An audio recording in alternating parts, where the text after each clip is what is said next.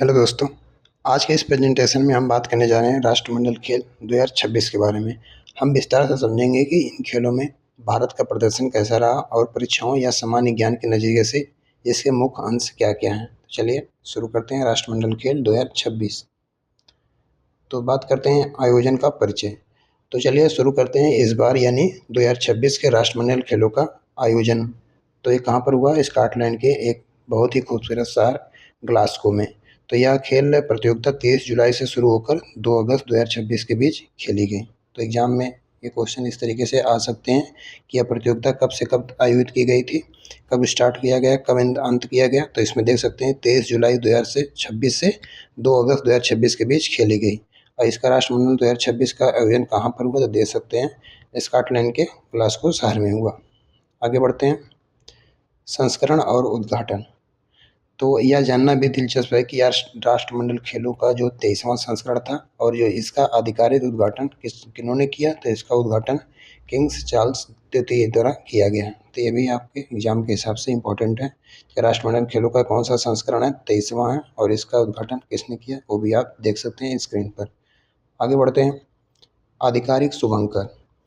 तो अब बात करते हैं खेलों के शुभंकर यानी कि मॉस्कॉट की। तो 2026 के खेलों का जो आधिकारिक शुभंकर क्या था? Finney the unicorn.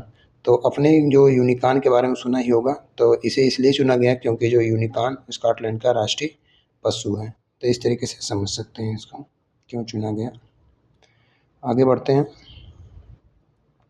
प्रतियोगी देश और खेल।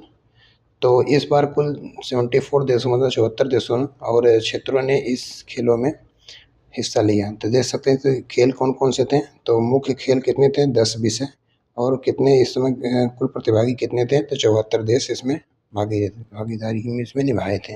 लेकिन ध्यान देने वाली बात यह है कि जो सीमित बजट के कारण इस खेल केवल 10 जो मुख्य खेल विषयों पर स्पोर्ट डिसिप्लिन को ही शामिल किया जा सका था। तो इस तरीके से भी आप समझ सकते हैं कि कितने देश और कितने खेल शामिल किए गए हैं इसमें।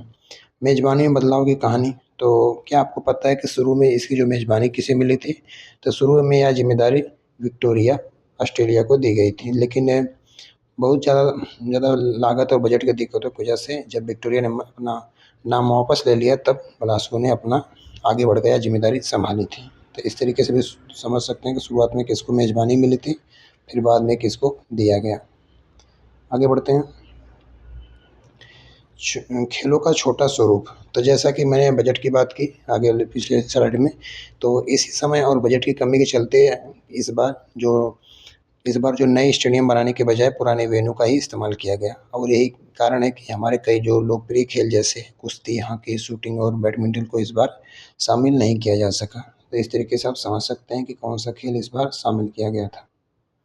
देख सकते हैं कौन शामिल नहीं किया गया था, वो भी देख सकते हैं। भारत का दल इंडियन मतलब दल देख सकते हैं कि चलिए अब अपने भारत के दल की बात करते हैं। तो भारत की तरफ से कुल 122 खिलाड़ियों ने इसमें हिस्सा लिया। हमारे खिलाड़ियों ने 8 सामान्य खेलों में और 5 पैरा स्पोर्ट में अपनी दावेदारी पेश की। तो इस तरीके से आप समझ सकते हैं कुल खिलाड़ी कितने थे और सामान्य खेलों में हिस्सा कितने ने लिया और पैरा स्पोर्ट में हिस्सा कितने लिया। तो 5 पैरा स्पोर्ट में और 8 सामान्य खेलों में, और कुल खिलाड़ी भारतीय कितने थे? 122 थे। उद्घाटन समारोह, ओपनिंग सेरेमनी। तो उद्घाटन समारोह में भारत का नेतृत्व करना हमेशा गर्व की बात होती है। तो इस बार भारत के जो ध्वजवाहक रही हमारे जो दिग्गज भारोत्तोलक मीराबाई चानू और वही मशहूर मुक्केबाज लवलीना बोरगोहेन ने तो मशाल वाहक की भूमिका निभाई इन्होंने। देख सकते हैं मशाल वाहक की भूमिका किसने निभाई, और ध्वज भारत का ध्वज वाहक जो दिग्गज भारोत्तोलक मीराबाई चानू ने निभाई। आगे बढ़ते हैं, समापन समारोह। तो और अब जब खेलों का समापन हुआ तो समापन समारोह के जो ध्वजवाहक रहे मुक्केबाज जैस्मीन लंबोरिया, और एक बड़ी खबर यह है कि भारत को जो आधिकारिक तौर पर 2030 के लिए भी खेलों की मेजबानी और ध्वज और बैटन भी सौंपा गया। तो इस तरीके से समझ सकते हैं जो अगला खेल होगा वो कहाँ होगा? भारत में होगा 2030 में। देख सकते हैं। आगे बढ़ते हैं, पदक तालिका शीर्ष स्थान रैंक फर्स्ट देखते हैं। अब आते हैं सबसे जो दिलचस्प हिस्से पर यानी पदक तालिका पर। तो पहले स्थान पर ऑस्ट्रेलिया का दबदबा रहा। ऑस्ट्रेलिया ने कुल 70 स्वर्ण और 45 रजत और 56 कांस्य पदक जीतकर कुल 171 पदकों के साथ पहला स्थान हासिल किया। आगे बढ़ते हैं, पदक तालिका दूसरा और तीसरा स्थान। तो वहीं इंग्लैंड 110 कुल पदकों के साथ दूसरे स्थान पर रहा और कनाडा ने 62 पदक जीतकर तीसरे स्थान पर अपना नाम किया। आगे देखते हैं भारत का स्थान, रैंक 4 रहा। तो हमारे जो भारत का प्रदर्शन भी शानदार रहा, तो पदक तालिका में भारत ने चौथा स्थान प्राप्त किया। भारत कुल मिलाकर 39 39 पदक जीते थे, देख सकते हैं, फोर्थ स्थान 39 पदक। आगे बढ़ते हैं, भारत के पदकों का विवरण समझ लेते हैं एक बार। अगर हम इन 39 पदकों का विवरण देखें, 39 पदकों का, तो भारत ने कुल 13 स्वर्ण और 17 रजत और 9 कांस्य पदक जीते हैं इस बार। तो एग्जाम की दृष्टि, जो आने वाले एग्जाम उनकी दृष्टि से इम्पोर्टेंट है। आगे देखते हैं बनाम भारत बनाम स्कॉटलैंड दिलचस्प मुकाबला। तो यहाँ एक बहुत ही दिलचस्प मुकाबला देखने को मिला कि भारत और स्कॉटलैंड के बीच दोनों ही देशों ने कुल मिला के 39 पदक जीते। यहाँ तक कि दोनों के स्वर्ण पदक भी 13-13 थे, लेकिन भारत चौथे स्थान पर इसलिए रहा क्योंकि हमारे पास स्कॉटलैंड के 12 के मुकाबले 17 पदक मिले थे। रजत मतलब कि जो 12 के मुकाबले 17 रजत पदक मिले थे, तो इसलिए भारत को चौथा स्थान मिला। आगे बढ़ते हैं, महिला खिलाड़ियों का दबदबा देखते हैं। तो यह साल हमारी महिला खिलाड़ियों के नाम रहा। आप जानकर खुश होंगे कि भारत ने 13 स्वर्ण पदकों में 8 स्वर्ण पदक हमारे जो महिला खिलाड़ियों ने जीते हैं। तो यह भारत की एक अभूतपूर्व सफलता का आधार बना। आगे देखते हैं, खेल वार स्वर्ण पदक। तो आइए देखते हैं कि किस खेल में हमें कितने गोल्ड मिले। तो मुक्केबाजी में सबसे ज़्यादा 7 गोल्ड मिले, और एथलेटिक्स में 3, और जूडो में 2, और भारोत्तोलक में 1 स्वर्ण पदक हासिल हुआ। तो इसको आप नोट कर सकते हैं, स्क्रीनशॉट लेना चाहें तो ले सकते हैं। मुक्केबाजी रिकॉर्ड प्रदर्शन। तो मुक्केबाजी में भारत का प्रदर्शन ऐतिहासिक रहा। हमने बॉक्सिंग में रिकॉर्ड 7 स्वर्ण पदक जीते हैं, और सबसे खास बात यह रही कि ये 7 स्वर्ण पदक भारत को एक ही दिन में प्राप्त हुए हैं। बॉक्सिंग विजेता प्रीति पवार। तो चलिए बॉक्सिंग के इन विजेताओं से मिलते हैं। तो प्रीति पवार ने महिलाओं की जो 54 की किलोग्राम श्रेणी में स्वर्ण जीता, और जैस्मिन जो लंबोरिया ने 57 किलोग्राम वर्ग में गोल्ड अपने नाम किया। साक्षी चौधरी ने 51 किलोग्राम वर्ग में, और प्रिया घनगस ने 60 किलोग्राम वर्ग में, और दंती चौधरी ने 70 किलोग्राम में भारत को स्वर्ण दिलाया। वहीं अगर पुरुष खिलाड़ियों की बात करें तो सचिन सिवान ने 60 किलोग्राम और अंकुश ने 80 किलोग्राम में। इस तरीके से आप देख सकते हैं जैस्मिन ने इस तरीके से। अगला देखते हैं, जिसमें बॉक्सिंग विजेता हैं साक्षी चौधरी, उन्हें 51 किलोग्राम वर्ग में भारत को स्वर्ण पदक दिलाया। और आगे देखते हैं बॉक्सिंग विजेता प्रिया घनगन ने, देख सकते हैं, नाम थोड़ा पढ़ सकते हैं अपने हिसाब से। आगे देखते हैं घनगस। आगे देखते हैं अब बॉक्सिंग विजेता अर्धंती चौधरी। तो अर्धंती चौधरी ने 70 किलो वर्ग में स्वर्ण पदक हासिल किया। और वहीं बॉक्सिंग विजेता पुरुष खिलाड़ी में सचिन सिवाच ने 60 किलोग्राम में गोल्ड जीता। आगे देखते हैं अंकुश पंगाल, जो 80 किलोग्राम वर्ग में स्वर्ण पदक जीता। जूडो में देख सकते हैं ऐतिहासिक सफलता, भारत ने जूडो में 2 स्वर्ण पदक जीतकर इतिहास रचा, और भारत को पहली बार पुरुष और महिला दोनों वर्गों में जूडो स्वर्ण पदक जीते, देख सकते हैं। यह पहली बार हुआ कि भारत और पुरुष, मतलब भारत के पुरुष और महिला दोनों वर्गों में जूडो स्वर्ण पदक प्राप्त हुआ। महिलाओं में जो अस्मिता डे 48 किलोग्राम जूडो स्वर्ण पदक जीतने वाली पहली भारतीय महिला बनी, और पुरुषों में हर्ष सिंह 60 किलोग्राम यह मुकाम हासिल करने वाले पहले भारतीय खिलाड़ी पुरुष बने, देख सकते हैं नाम, जूडो में अस्मिता डे। आगे बढ़ते हैं, और जूडो में हर्ष सिंह 60 किलोग्राम में पहले भारतीय पुरुष बने, स्वर्ण पदक जीता। पैरा एथलेटिक्स में देख सकते हैं हीरो। तो एथलेटिक्स के तीनों स्वर्ण पदक केवल पैरा एथलीटों ने भारत को दिलाए।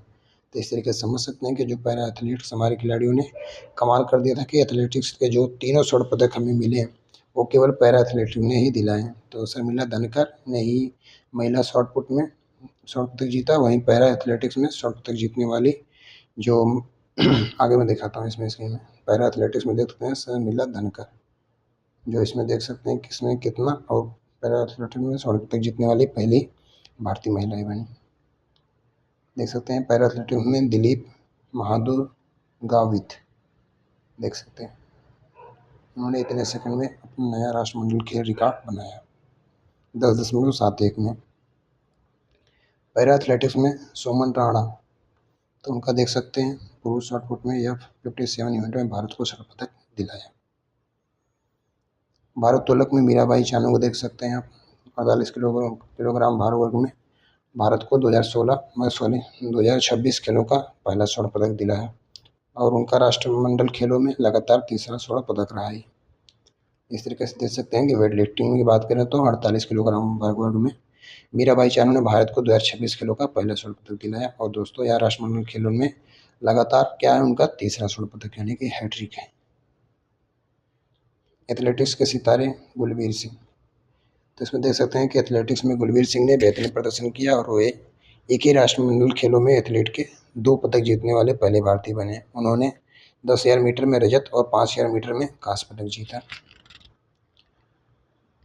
जेवलिन थ्रो में नीरज चोपड़ा, तो जेवलिन थ्रो में हमारे जो चैंपियन नीरज चोपड़ा ने और जो 85.83 मीटर के थ्रो के साथ रजत पदक हासिल किया।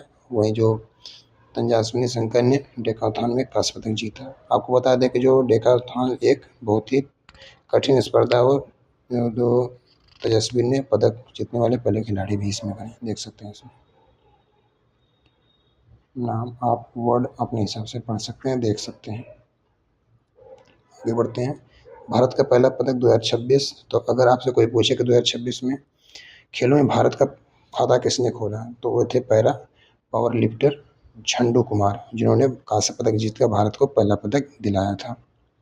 देख सकते हैं भारोत्तोलक के रजत पदक विजेता, तो इसमें देख सकते हैं किनका किनका नाम है। तो इसके अलावा भारोत्तोलक में भी लोकप्रीत सिंह, ऋषिकांत सिंह, ज्ञानेश्वर यादव और राजा मुथु पंडी, इन सभी ने शानदार प्रदर्शन करते हुए देश के लिए रजत पदक जीते। कुछ वर्ड मुझे बोलने में थोड़ा सा दिक्कत हो रही है तो उसे इग्नोर करिएगा।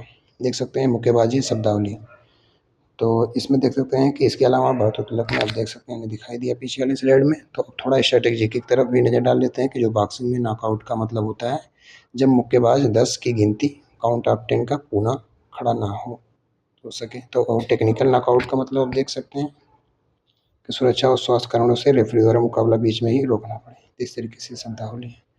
जूडो शब्दावली आप देख सकते हैं।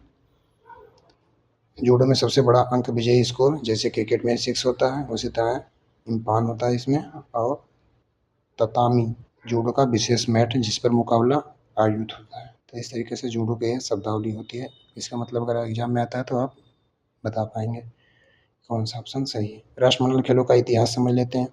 तो राष्ट्रमंडल खेलों के जो इतिहास की बात करें तो जो पहला आयोजन हुआ था 1930 में कनाडा के हैमिल्टन में हुआ था, जिस पर हमने एक पहली वीडियो बना चुके हैं। इस पर शुरुआत में इसका नाम क्या था, ब्रिटिश एम्पायर गेम था, जिसे बाद में वर्ष 1978 में बदलकर आधिकारिक रूप से राष्ट्रमंडल के कॉमनवेल्थ गेम्स कर दिया गया। नाम परिवर्तन हम देख सकते हैं इसमें 1978 में। भारत और राष्ट्रमंडल खेल इतिहास के बारे में देख लेते हैं। तो भारत के लिहाज से देखें तो भारत ने पहली बार 1934 में लंदन खेलों में भाग लिया था और हमारा पहला पदक जो राशिद अनवर ने कुश्ती में कांस्य पदक 1934 के रूप में जीता था। भारत को जो पहला स्वर्ण पदक महान एथलीट मिल्खा सिंह ने 1998 के एथलेटिक्स में दिलाया था और स्वर्ण पदक जीतने वाली पहली जो भारतीय महिला थी रूपा उन्नीक किशन, उन्होंने 1998 निशानेबाजी में यह मुकाम हासिल किया था। इसमें आगे स्लाइड में आप देख सकते हैं एक एक करके, इसमें देख सकते हैं मिल्खा सिंह का, इसमें देख सकते हैं जो पहली महिला वर्ल्ड जो स्वर्ण पदक विजेता है, देख सकते हैं।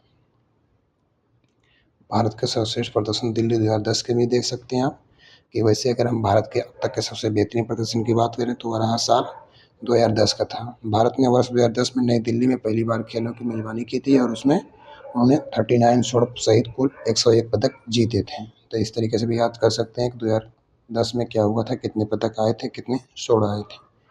आगे देखते हैं खेलों का महत्व और ध्येय वाक्य। तो इन खेलों का जो मोटो यानी ध्येय वाक्य है क्या है, यूनिटी, इक्वलिटी और डेस्टिनी। तो इसका जो मुख्य उद्देश्य है राष्ट्रमंडल खेलों के बीच दोस्ती, शांति और सहयोग को बढ़ावा देना। डेविड डिक्सन पुरस्कार 2026, तो उत्कृष्ट प्रदर्शन के लिए दिए जाने वाला जो प्रतिष्ठित डेविड डिक्सन पुरस्कार इस बार स्कॉटलैंड की मिलानी वुड्स को प्रदान किया गया। ये भी क्वेश्चन आप नोट कर सकते हैं कि इस बार उत्कृष्ट प्रदर्शन करने वाले किसको मिला पुरस्कार।